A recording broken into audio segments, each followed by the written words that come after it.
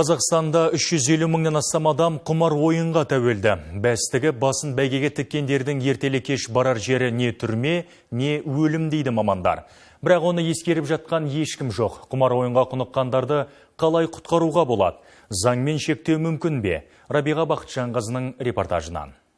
Осы жалпы тәуелділік деген сезімнің ауруы.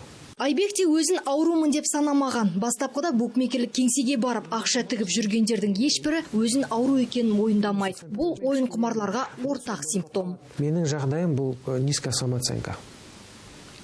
Низкая самооценка болды. Ол низкая самооценканы мен қалай көтердім? Мен ақша атамын, достарыма счет төлеп берем, сыйлық қызыма берем. Енді бірандай маска киіп алам, бір жақсы бір мажорик дейді ғой, сондай адамды.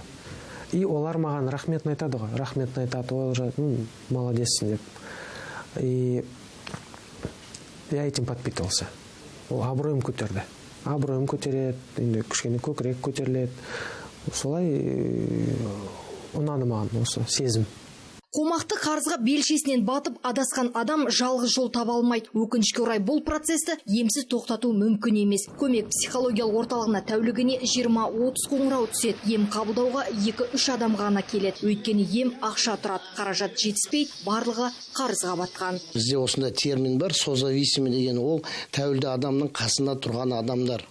Соларды емдемесең, олар бұрынғы сезімдермен қалып қалады. Ренжу, мен балам күші жоқ, ол осындай жаман болып кетті деп сол қалып қалады. Оны алып тастау үшін туспен жұмыс жасаймыз.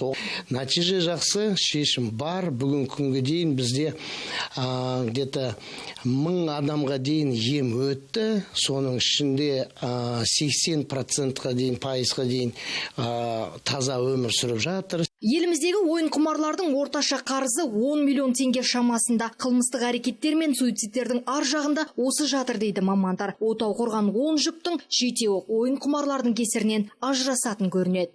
Бұл құмар ойын ойнау да біздің дінімізде тыйым еткен амалдардың бірі. Яғни адамның дүниесіне және де ақыретіне де пайдасы жоқ. Сондай бір Алланың құзырында желкеншісі болып есептелетін кер тартпа жаман амалдардың бірі. Ұтқан табысының өзі дінімізде адал болып есептелмейді. Елімізде ойын құмарлардың мәселесі жүйелі шешілмей тұр. Себебі қолданыстағы заңнамаға сәйкес букмекерлік орталықтардың жұмысына тыйым жоқ. Құмарлық айықпайтын дерт. Себебі адам тірі тұрғанда құмарлық сезімнің болуы заңды дейді. Бұл психологтардың ортақ пікірі. Ал адамды оқшаулап, қамап ұстап отыру мәселені тек ушықтыратынын практика дәлелдеп берген. Сондықтан адамның өзі түсініп, іс-әрекетіне жауапкершілік алмаса, бәрі бекер.